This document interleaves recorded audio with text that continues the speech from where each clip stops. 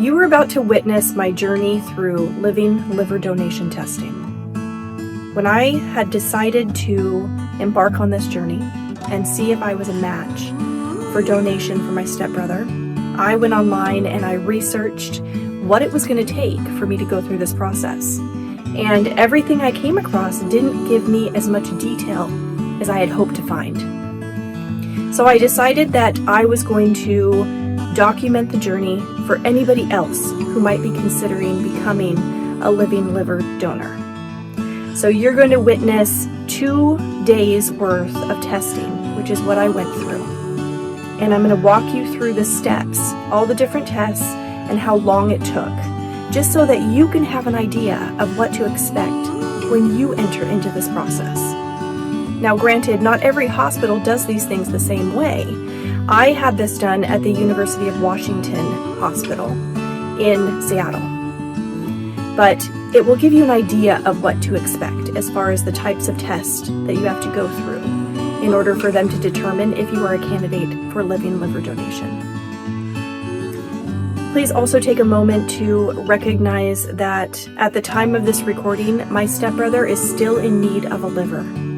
I went through the entire process and it was determined that I was not a candidate. So he is still in search of somebody to donate their liver to him. If that sounds like something that you would be open to doing, I encourage you to reach out by following the link that you see right now. Get in touch with the UW. They're wonderful. I had such a great experience.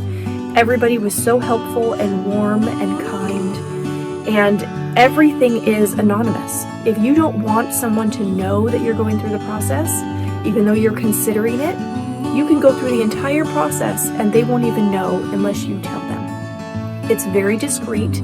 You will have your own team, your own transplant team that is devoted just to you as the donor. You really don't have anything to lose in the process. The insurance of the recipient will cover everything if you have a recipient in mind, if you're doing this for somebody in particular. So here we go. Let's get started on day 1 of my testing journey. Today I am going to get tested to see if I'm a match for living liver donation for somebody that I know. I'm going to go through a slew of tests today. It's 7 a.m. on Thursday. I've been up since 5 a.m. thinking about things, and now it's time to leave the hotel and head to the University of Washington Hospital.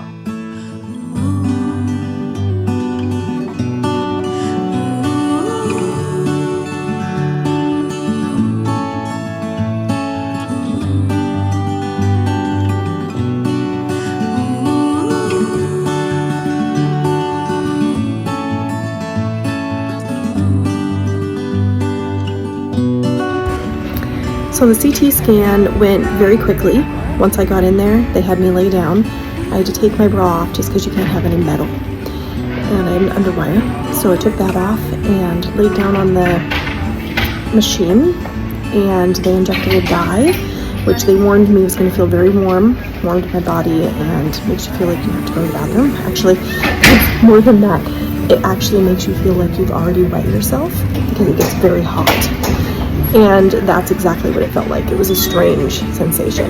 But the CT itself only took about 5 minutes. And then I was up and put my bra back on, ready to go. CT's done. It's a little after 8:20, around 8:25. And now I'm just waiting in this monitoring area for 20 minutes or so, just to make sure that the dye that they injected doesn't cause any kind of reaction. And then I am free to go on to my next appointment. Back out in the lobby now. Just checked in for my chest x-ray, still in radiology.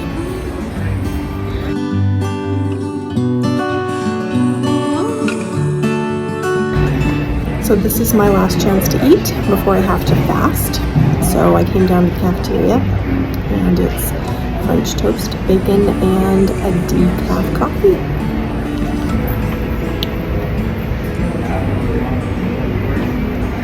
And it's on to more appointments.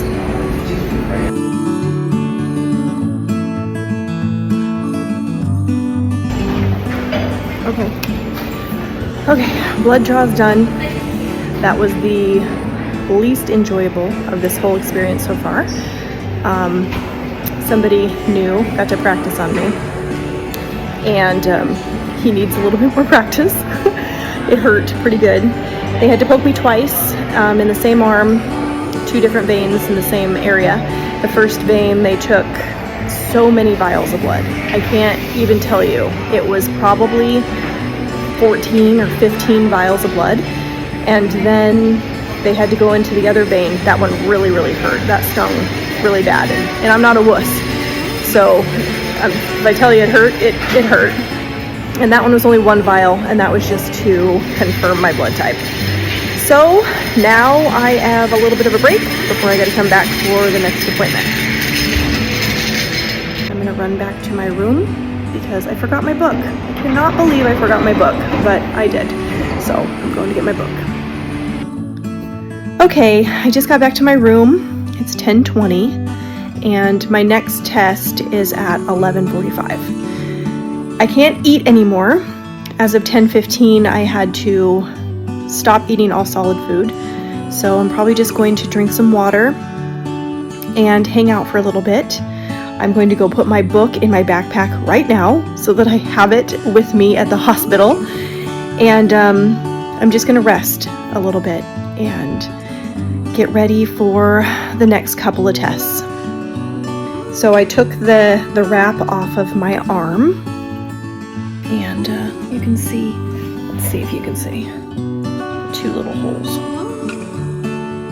Anyway, there's 2. There's 1 right in the middle and then 1 off to the side. I'm pretty sure there's going to be a pretty nice bruise there, considering how bad it hurt. But what are a couple of pokes? You know? I still have my IV in. They're going to be using that later when I do the MRI. And yeah, that's where things stand right now.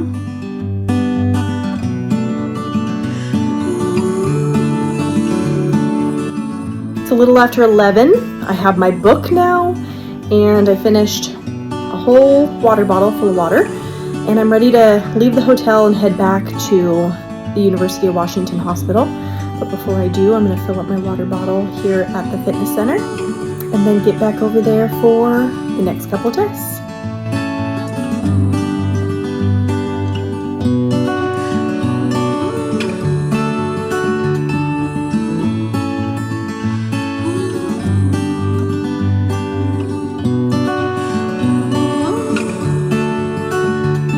So I got back to the parking garage underneath the hospital, the surgical parking garage, and it's full.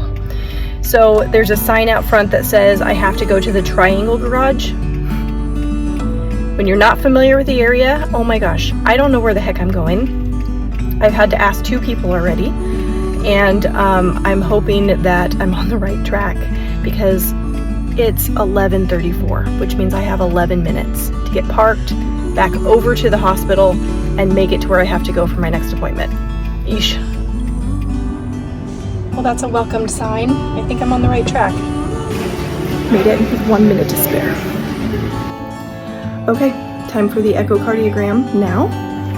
Here's the machine over there. I'm all ready in my gown. I just gotta crack the door, and they're gonna come in and do it. Okay, echocardiogram is done. It took longer than I thought it was going to. It was very involved. The tech had me lay on my left side, and he used a probe, kind of like with an ultrasound. For those of you who've had a baby and you've had an ultrasound done, it's the same kind of probe. I had to lay on my left side, and he used the probe above and below my left breast. This part of the table right here comes out. So I was all covered up, and then he would go under and over the top in order to get pictures of my heart and listen to it. It was pretty cool, but it definitely took longer than I thought. My arm fell asleep, and I discovered I left my water bottle in the car. All that work to bring water, I have to go get it, but my tech did tell me I am really good about drinking water. He showed me the vein that goes to my heart, which is very big, and he said that I'm very hydrated. So that was a cool little fact to find out. I tracked it down to the car, which was a good thing because I left my itinerary in the car. It has everything, all the information I need to know where I'm going what time I need to be there. But I got my water, so heading back now. One more test to go.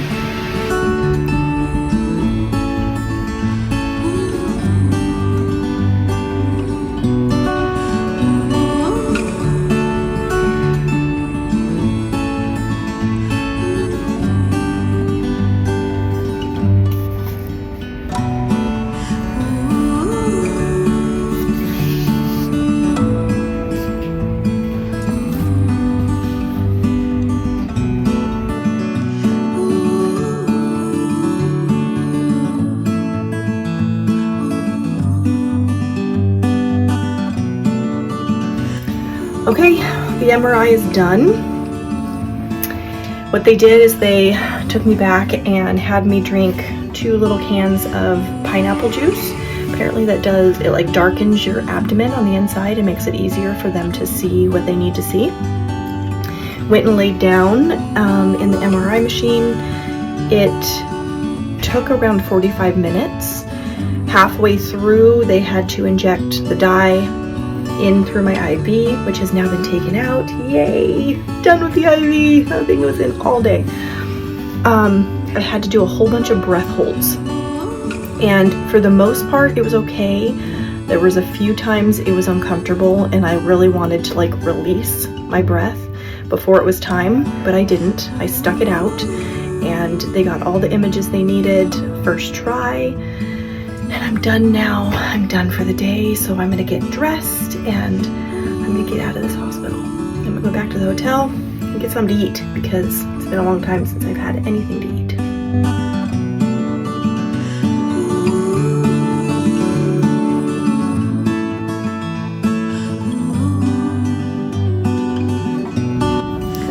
So I got to the hospital early enough to where I could go have my blood draw done before starting my meetings. So now I don't have to do that at 1, which should allow me to get on the road back to swim a little bit earlier. The wait wasn't too bad this early in the morning at the lab, so that was nice that worked out. I checked in here at the transplant medical center at probably, I don't know, 8:10, maybe 8:05. I had to be here by 8:15. And it is now 8:30, which is when my first meeting is scheduled to start. So I'm just waiting for she's the surgical nurse. The surgeon couldn't meet with me today, so I get the surgical nurse. And this is the room I will be in all day for all of my meetings. It's just a regular exam room.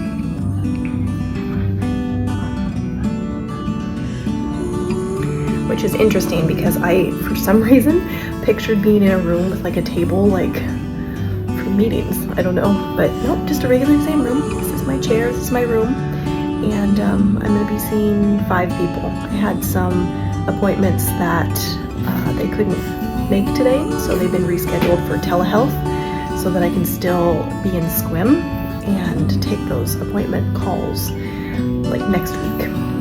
So yeah, that's where things stand right now. Just sitting here and wait.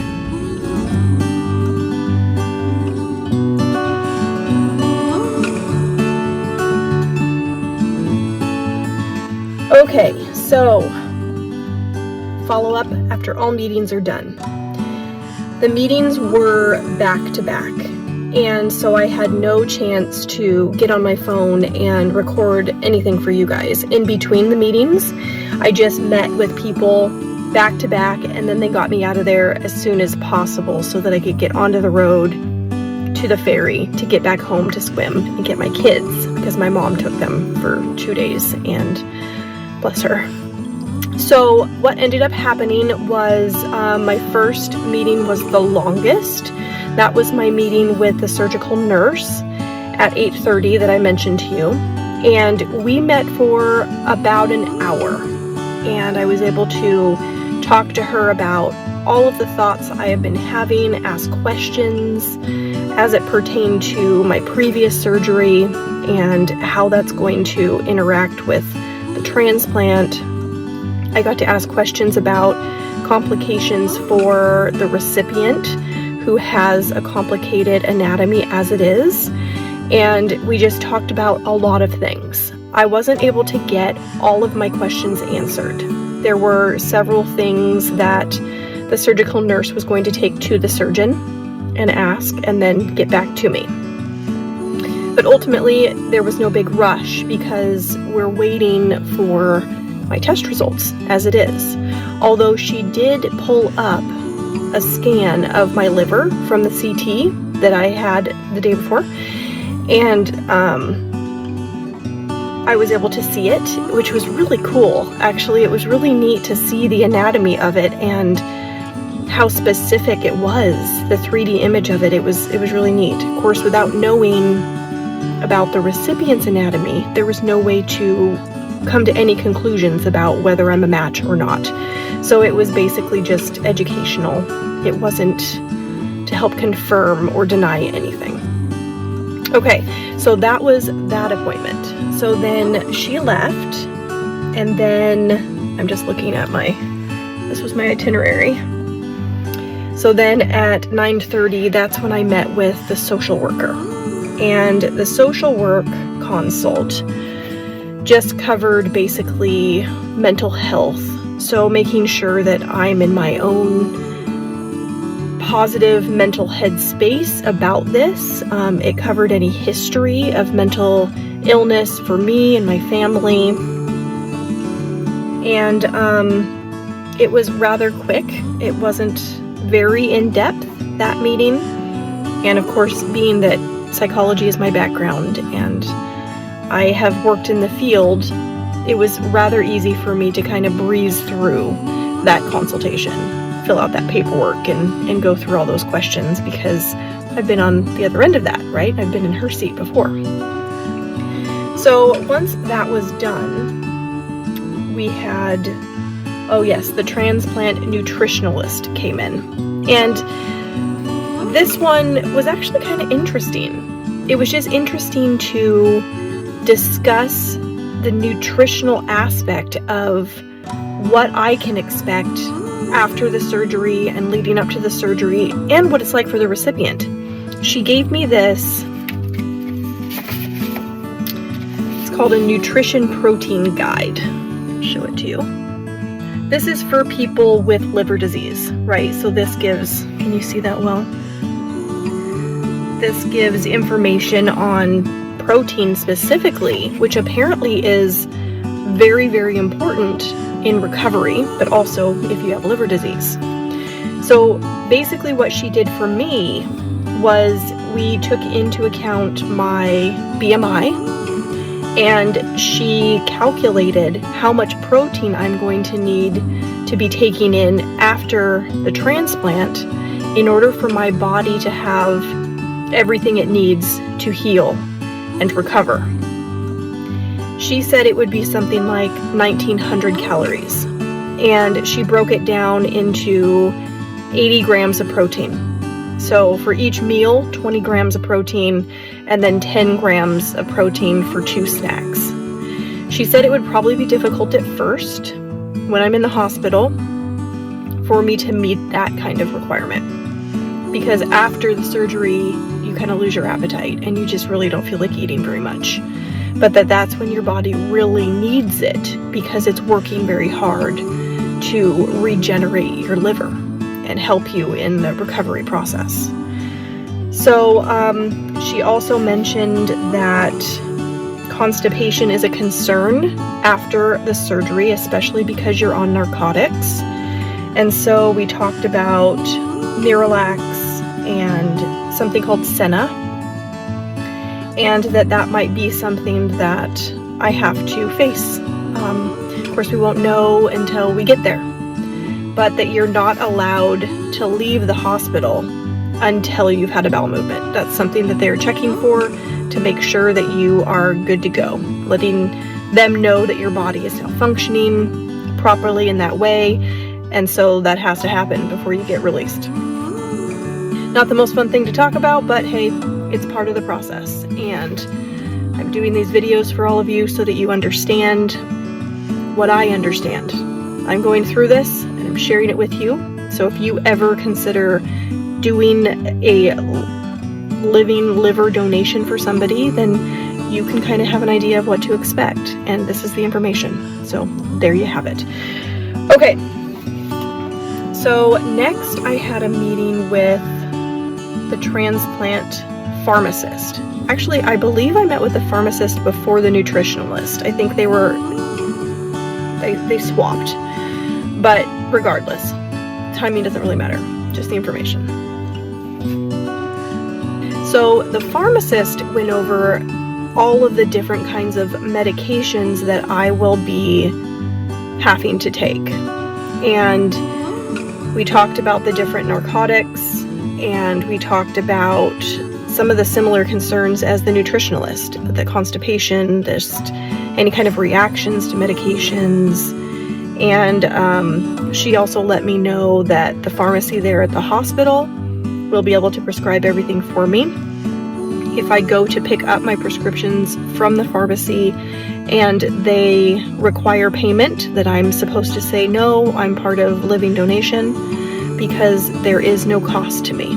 When you go in as a living donor, all costs are covered by the recipient's insurance.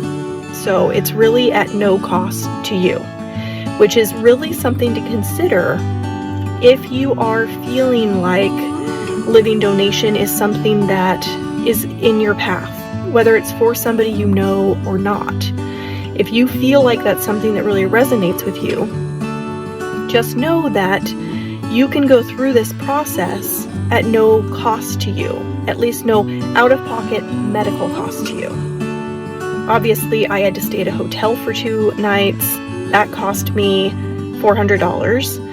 And there's the travel cost of gas and food, and not to mention childcare for my kids or your kids or whatever that might be, even lost wages. But just so you know, here at the UW anyway, I don't know about other places, but they have, what do they call it? A reimbursement? No, it's called an assistance program. And you can apply for it. And it's based on the recipient's income, not yours. And if you are a candidate for this assistance, it covers any kind of cost: lost wages, childcare, travel, hotel, all of that, up to $6,000 while you're going through this process of testing and going through the transplant and recovery itself. So that's really great. I did apply, but I have not yet heard back from whether I have been accepted in that, but it's in the works. Okay, so that was transplant pharmacist. That was a really short, very quick meeting. Then I met with the RN coordinator, and this is somebody that I had been having conversations with on the phone. This was actually my first contact once I completed the application for Living Donor online. She was the one that reached out and talked to me, and we started conversations. So I got to meet her in person, and we went over paperwork. Lots of forms that I had to fill out. I wish I had a copy. I don't have a copy to share with you what it was, and honestly, it was kind of a lot of information. So I can't even really relay to you what that paperwork was, but I will have it at some point and would be able to go over that. But she went over everything with me in detail before signing, so I understood everything. Once I am approved as an eligible donor, she will put me into a donor database. And once I go through with the actual transplant and go into surgery, what they will do is they will draw a vial of my blood, and they will keep that on file forever. And she shared with me that some people feel uncomfortable with that. But the reason they do it is because if the recipient, after the transplant is complete, at some point gets sick or has some kind of disease or something, they can track back to the donor's blood to see if that's where it came from. And that has to do with infectious disease, which was one of my appointments scheduled, which had to be rescheduled. So I won't have that appointment until next week on Friday with telehealth. But infectious disease is something that you can pass from your body to the recipient's body through your liver, through the actual organ. So it's something that they have to consider. So I signed all the paperwork with her. We had a nice little chat. Everybody has been really kind and helpful and warm. It's been a wonderful experience meeting with the individuals that I have met with, even those who ran the CT scan and the MRI and the echocardiogram. Like, everybody at the UW has been wonderful and helpful and helped me to feel comfortable. I mean, it's a lot to go through. This is not a walk in the park, right? And not only is your body going through a lot, and your mind and your emotions going through a lot, just for yourself, there's still that consideration of the recipient and what they're going through. And for me, my person who I'm doing this for is going through a lot right now. So he's on my mind, and he wanted to come see me while I was at the hospital doing all this testing, but he couldn't because things just continue to be problematic for him. He started filling up with fluid because his liver isn't functioning, and he's not able to live a functioning life right now because his body is shutting down. So it is a lot. It's a lot to go through. It's a lot to consider. It's a lot to, I don't know, just experience. And having people there that are helping through the process in a warm and welcoming and supportive way has made all the difference. So I just want to say that everybody at the UW has been wonderful, and I appreciate it all so much. So now I'm home, and now we wait. We just wait for my test results to come back. There's also tests being done on the recipient to see if he's even eligible for transplant, which is something that I didn't know. I didn't realize that hadn't been determined yet. But these tests are happening simultaneously because they would rather get someone in and get the testing started, so if it all matches up, you can hurry and schedule the surgery and go in and save a life. So we don't even know at this point. We don't know if I'm a match. We don't know if he is eligible for donation. There's just a lot of unknowns. It's hard being in this space right now, especially knowing what he's going through. So I'm back home, living regular daily life now. For proximity, I am over 2 hours from the recipient and from the hospital, which also is going to play a part in all of this if I am a match and we go through with the transplant. You have to be within 2 hours of the hospital after the surgery. After you're released from the hospital, for the next several weeks, you're going to be coming in for follow-up appointments, and you got to be within 2 hours of the hospital.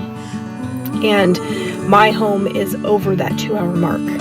So that may or may not cause a problem for us, but we are just hopeful right now and moving forward, and we'll cross that bridge when we get to it.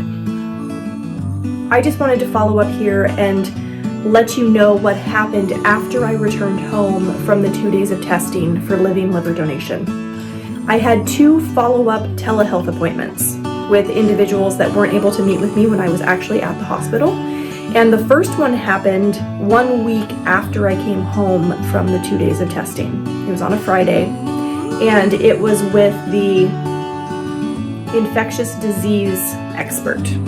And this person just assesses whether there's any possibility of you having a disease that could be passed on through the donation process. And that's because if there was something in your body and it's in your liver, and they take a part of your liver and put it in the recipient, you could potentially be passing on an infectious disease that you may or may not know that you have. So I had this meeting. It was very quick. It only took about, 10 minutes, 15 at the most. And it was just pretty basic questions about places you've lived, if you know of any infectious diseases that you have.